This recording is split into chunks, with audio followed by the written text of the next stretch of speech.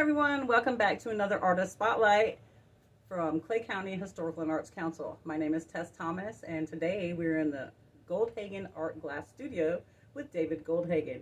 Thank you so much for having us, David. Yeah, anytime.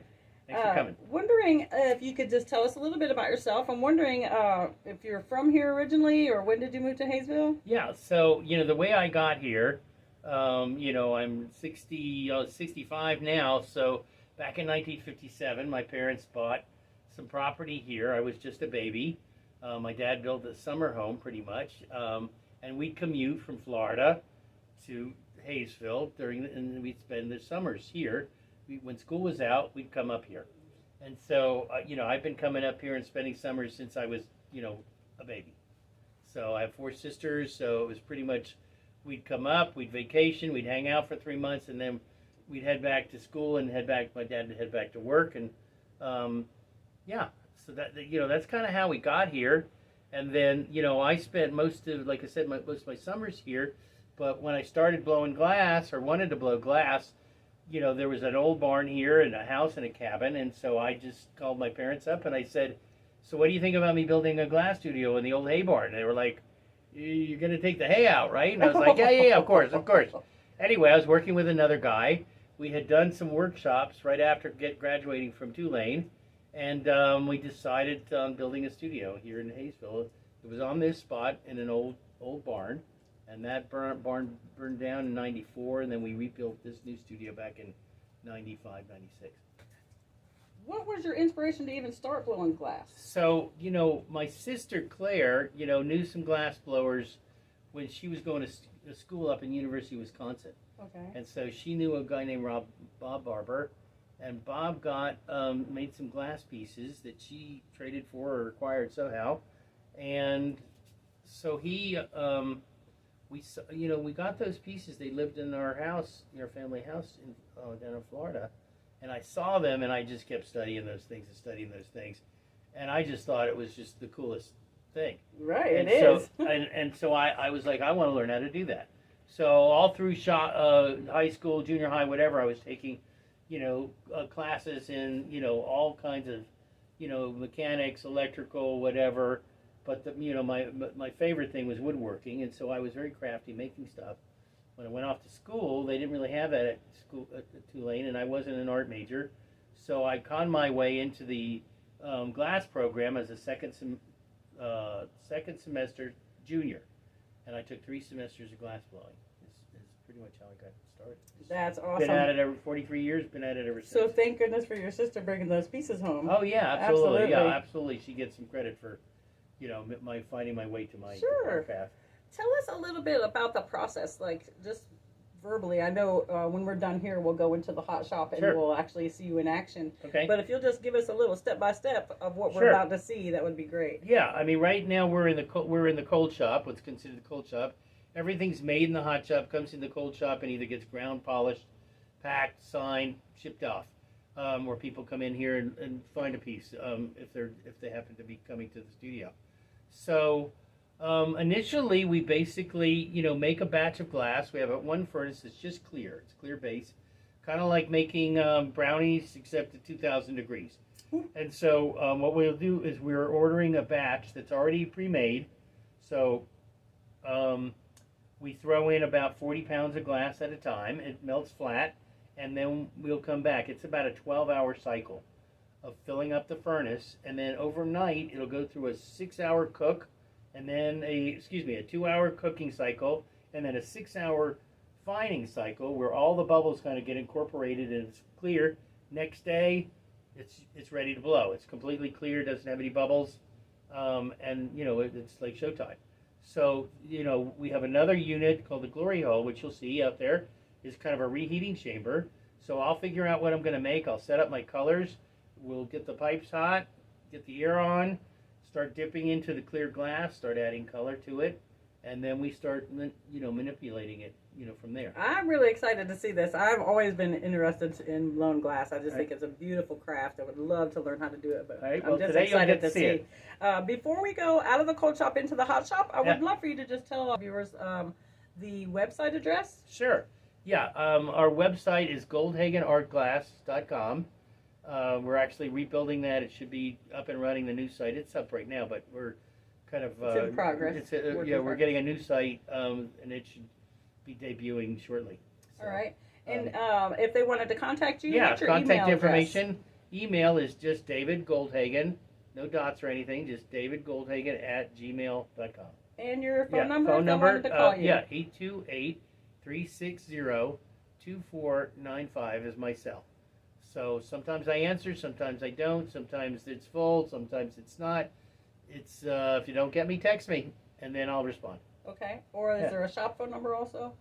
It's gonna direct to the cell phone. Okay. So, I mean, perfect. Eventually, I'll get it. All right. Or so there you go. If he doesn't answer or the voicemail's full, make sure you just text him. Okay. Yeah. There you go. And we're gonna pause here so we can go get set up in the hot shop. And I'm excited. Are you? All right. Stand by. Okay, David. Let us know what you're doing here. All right. So we started out. We got a couple of layers of clear. And then I added some dichroic glass, and so I'm going to show you how I pick up some of the color. So I've got this frit laid out on the marker, and I'm just going to go straight down on it here and pick up this frit. And while I'm on it, it's so hot that glass, that cooler glass, is going to stick right to it. I can hear it clicking. Yeah, and then I'm twisting a little bit, so that first color that I added, that's going to just twist a little bit. Give it a couple of taps here, just knocking these loose pieces off, and then I'll go right back into the glory hole here to finish this off I'm going to fuse in all that color first, and then I'm going to make kind of a flower design. So first thing when I come out, I'm going to spread the color out a little bit. And then I'll start to kind of manipulate where the color is in the sculpture. From there, I'm going to set myself up with the flower. I'm probably going to need to take a couple of heats here to make all of this happen. Right now, I'm just working on getting that initial color that I picked up warm enough to where I can actually move it. So it's going to take a minute or so to just get that hot. So I'm going to take it out. So if the color isn't the same temperature as the clear, it won't move well. Is that it? It's not going to move. It's going to be, kind of just like thick taffy that just doesn't want to move. So I see. I got to get everything nice and hot before I can get everything to move. All right, so I'm going to use the hand tools here to kind of shape the piece. Okay, and now I'm going to, on this piece, what I like to do is kind of take the color and push it right back into what will be the base, the bottom of the sculpture. And then I'm going to create an opening to the blowpipe, which is something that I do on these guys and a few other sculptures so that I can make them completely solid. Okay, this part's going to be a little dynamic. I'm going to blow into it here with the air hose. It's going to make a loud pop. Just hang on your hat. There we go. Okay, so what I actually did was a little bit of glass that was stuck right in the opening. I blew it out. Now I'm ready. It's going to create kind of an opening there. And so I'll go back and I'm going to create kind of a flower pattern, which is going to be all of the color that's swirling up in the inside of the sculpture. So we'll get it hot again. I'll come back out. I'm going to grab it in 4 places and do this little move quickly. Try to get it all done in one heat. Get all the colors pulled and whatnot. Get it prepped for the next step, which is going to be gathering another layer of clear, and that's going to encapsulate the whole design. People are always asking me, how'd you get the color in there? Well, I'm putting it in on each layer. I'm adding color, and then I'm surrounding it with clear. So I'm putting it in there. I mean, it sounds kind of trite to say it that way, but the fact that's just the process. The fact that I can continue to put a layer upon a layer upon a layer, and the clear glass is translucent, I'm able to get away with doing it this way. All right, so I'm going to grab it, grab it. All right, Wow. I have this other tool that it's kind of a crimp, and I'm going to kind of refine it a little bit, pull it out as long as it needs to be, squish it a little, do that real quick. I got a little bit of time to do a lot of things, so I'm going to try to get all of this done in this one heat. Got it pulled, got it crimped, got it refined, got it where it needs to be, got the length right, all of that in one heat. Now, so what I'm going to do is come back, and now I'm going to shoot a little bit of hot heat in there, but mostly what I'm not really trying to warm it, I'm trying to excite the molecules and the colors in that inner layer of color.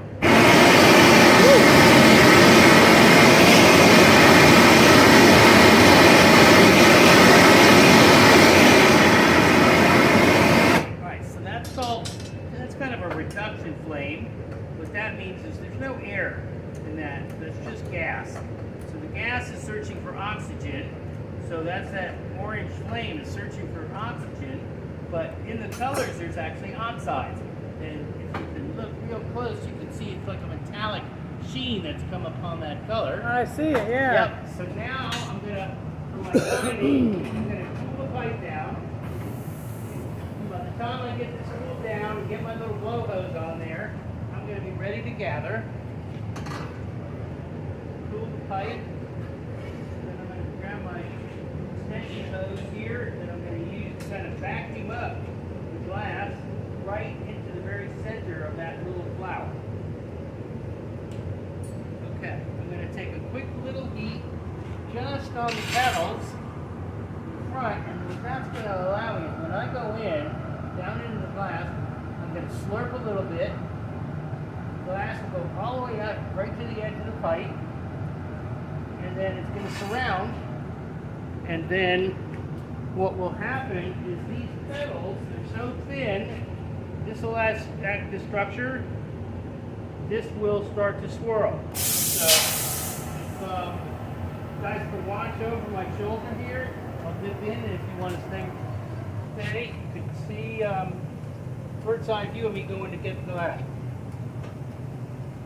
Down into the pot, turning, get the right amount. I'm going to trail off a little bit of it. I don't need it all. So I kind of use the wall of the pot to pull off some of it. Hit my pedal. That'll close the door automatically. I've got my shop worked out. So I've got all kinds of doors and things and whatnot. So I can work in here solo without needing an assistant. Wow. It's not that I don't want an assistant. I can work whenever I want without an assistant. Right. That's what I'm saying. Just freedom of schedule and time.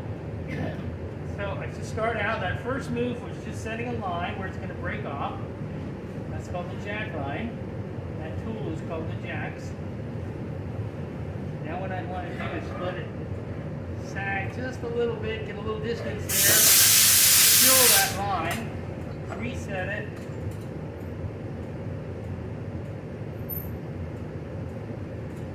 I'm going to fill it again.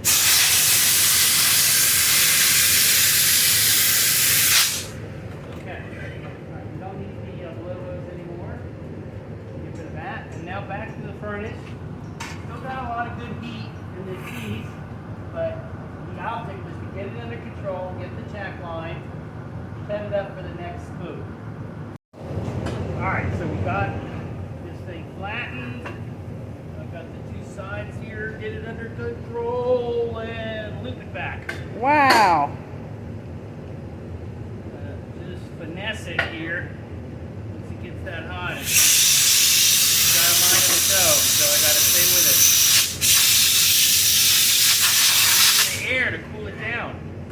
Just take some of the starch out of it. Get this thing. That's cool. It's got a little shape on it so you can shape it too. Yeah, I use this cone to cool and shape at the same time. Great little tool for these guys. This piece. I don't do this with every piece, but I do it on this one. And then a little more air.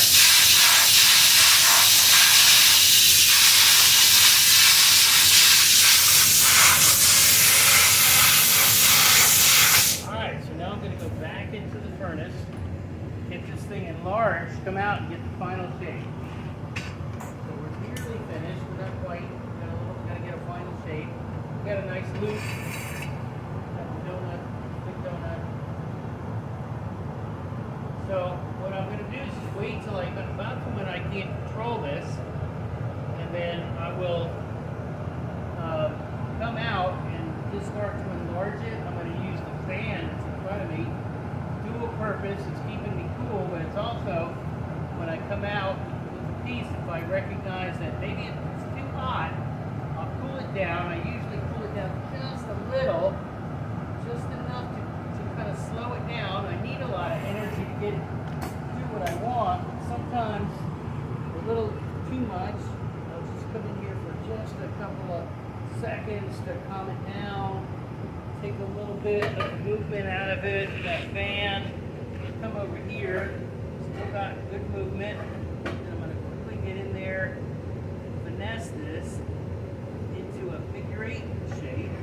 I've got a tool that I use here, just a graphite rod where I can finish the job. Quickly, while I've got the heat, I'm just going to manipulate this. Can't touch it with my fingers, so I got to get some kind of tool in here. I'd hate to think about how hot that is. It's still pretty toasty. I'd get a big bad burn if I bumped it with my hand. God, yeah. Okay, so we're getting there. Still moving a little bit. I got a little bit of action I can get out of it.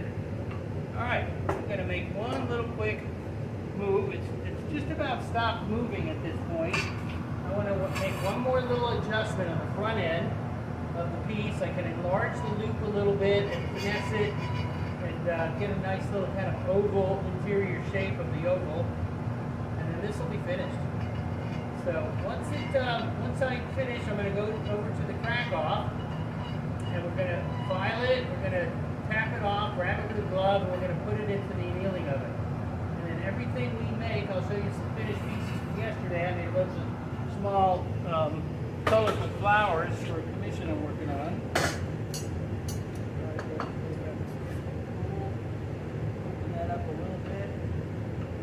Kind of final shaping here. Flip it over.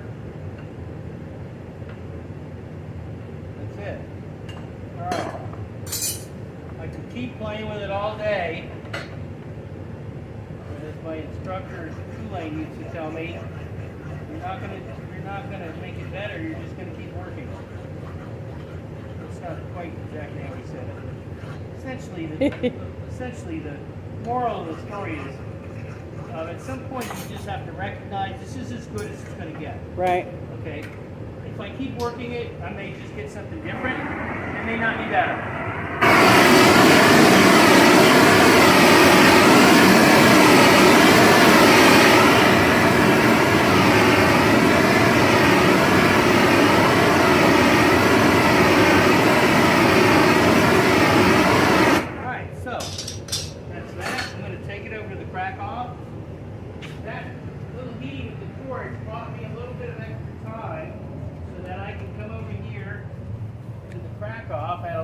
Water, take my little broken file, give it a tap, tap's loose, grab my glove,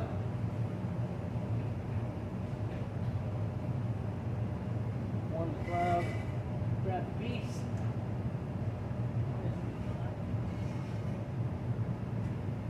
Okay.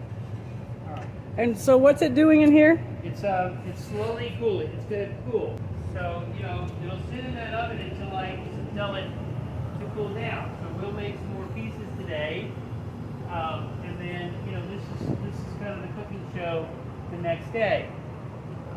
Just like with ceramics, Rob makes his pieces over there, and then, when they're in the kiln, they gotta cool down. Oh, wow. So these were made yesterday. So when it comes out here, and then it's cool, we'll wait until they're still a little too hot to touch. We'll bring them into the cold room, and then we'll do the grinding and polishing. So okay. I could show you briefly what that looks like. Sure. Is take a piece like this, for example, that's rough, and the first thing I'm going to do is go over to the diamond saw and cut it. I'm going to skip that step because it's just really loud. Okay. Kind of obnoxious. So, but I'll give you a lesson on how we do the grinding. Okay. We'll put on a diamond disc. Get all that set. And this is kind of like sandpaper for wood, but it's diamond. So water going. We gotta have water, or it'll heat up the piece, crack it, so dusty, and drive us out of here. So, and this is just kind of this lapidary work. Essentially, you know, we got a grinding wheel. Usually what I'll do is cut most of what I need off of there with a diamond saw. So I'm just, for demonstration purposes here, kind of showing you, how this works. I can be pretty aggressive and kind of carve away at it. And really what I'm after is trying to get it so it sits nice and flat and it's nice and level. So it'll balance. This is a little small of the base, so I'm going to need to take a little bit more off to really make this sit. So anyway, that's kind of... So it doesn't have it's a different stand. It is its own stand. It sits by itself. We're going to just make a nice flat base for it. I see. So then once we do that, we've got kind of that's the rough 80. That's a 270. Okay. That's the grit size. That one's at about 400 to 600. It's a pre-polished. So you work your way higher grit until it gets smooth and where you want it. Yes. And so when we'll go over to that final disc over there, that other machine we use mostly to just polish. And so you can see, these are just in rough ground, so they're just where they will sit flat, but they're not polished up. I see. When we finish with them, I'm not sure where he is. This is kind of a couple of layers, couple of wheels of down. Polishing, right? Yeah, where you can see it's smoother. It's got a different gray line is what we're looking for, and then he'll take them over there, and we'll go through kind of a cerio and a pumice polish on all of those. You want to go in the gallery? I do. Let's go upstairs. Just amazing. Okay, folks, we're going to go upstairs into the gallery and see what kind of magic is up there. Hang tight. Okay, folks, welcome back. Now we're upstairs in his gallery. And as you can see, are these all your ribbons? Yes. Yeah. Fantastic. That's my collection of ribbons from art shows. I love the tree. Here's my buddy Elmer Roush, who built that tree out of metal. And we just... This picture here? No, that's actually my son Gabriel and I. Oh. Yeah, when he was a baby. And then the tree was made, the metal part of the tree was made by Elmer Roush. I see. We use that to decorate with our ornaments. And so Elmer was commissioned to make that. I never realized you could do that. That's fantastic. So is everything from earrings? Yeah, we got earrings, we got hair ornaments, clips, we got sculptures, barrettes. Oh my gosh! All kinds of goodies. Here's my collection of flowers for this commission that I'm doing. If someone does commission you, then you're open to adjustments to get exactly what they want. Yeah, exactly. That's amazing. Yeah, well, close. And this is an outside. Those light up at night. Oh we make these solar my glows. gosh, that's amazing. Yeah, we'll bring those out tomorrow night at our party, and we sell a lot of those at the hot summer night parties that we do. So tell us about hot summer nights. Yeah. Okay. So, you can probably take a little bit of a picture from up here. And see. Look at that. On the balcony here, we've got a balcony table, which is, I've been told today, as of today, it's reserved for the rest of the season. The balcony table is reserved for the rest of the season. That's the people, they like it so much, they're like, just keep putting us up on the balcony. I see. So they sit here and they can watch you. So hot summer nights does what? So we have a band that's kind of, you can sneak over here. We can get another shot of it just before we leave. On that white tent, we have a band under there. And then I'm inside doing my thing. And then we've got all these tables and chairs lined up out here in the patio in the 2 levels. For July, we had 8 tables up here on the road. We had that big of a crowd that we had close to 200 people. And so basically hot summer nights is they come and watch you work? They come and watch me work. And have entertainment? They can also bring their own food and beverages, wine and beer, whatever they like. We sell usually lemonade, water, and dessert. Okay. And then basically it's kind of a picnic out here in the patio, and then we have live music. Part of the way through at 8 o'clock I start doing demos, and so people can come in, watch me work, come out, eat their food, watch the band. It's kind of an opening night at the studio. That's fantastic. Yeah. And so you always have the same band? Do you have different entertainment all the time? Last July 1 we had Gnarly Fingers. Tonight we're going to have Teddy Baker. Nice. Yeah, and then later on in the year we've got Monica Spears. Oh, and there's one other Whiskey Something band is finishing Mountain. out. It might be. Mountain Whiskey Band. They were just at our festival. Okay, yeah, Mountain Whiskey Band. You'll like them. They're really good. They're finishing up the season with us in September 30th, I believe it is. So the next summer night that is available for reservations is September 2nd. September 2nd is our next event with Monica Spears. She's kind of a jazz singer, and she's fantastic. She does a great job. So we're going to shut the studio down for a couple weeks in August because it's just too dang hot. Yeah. And we will start back up probably last week in August because we got an event on the 2nd. So this is amazing. Now that piece I made a long time ago for a lady. She brought me the metal stand. She said, I want you to do something with this. So I came up with this. I think it has some kind of a sphere. I honestly cannot recall what was in there previous. I've seen some different pieces of this sculpture online, but most of them are different. They all involve kind of ladies holding things. Yeah. Anyway, the lady passed away.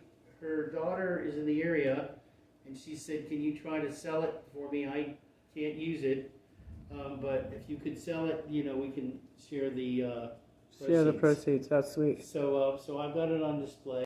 David, I just want to thank you for having us today. Okay, thanks. Yeah, really thanks for coming. Educational, and I love all the beautiful pieces around here. Yeah, thanks. Y'all, again, check out his website or email him or call or text him if you saw anything in the video today that really piqued your heartstrings, because of course I saw about 100 of them. But if you're interested in having your own Artist Spotlight video, please don't hesitate to call me. Again, my name is Tess Thomas, and the phone number is 706-400-0440. Be sure to check out our website at clayhistoryartsnc.org. And thanks for tuning in, and we'll see you next time. All right, come to the studio, y'all. Thanks so much. Bye.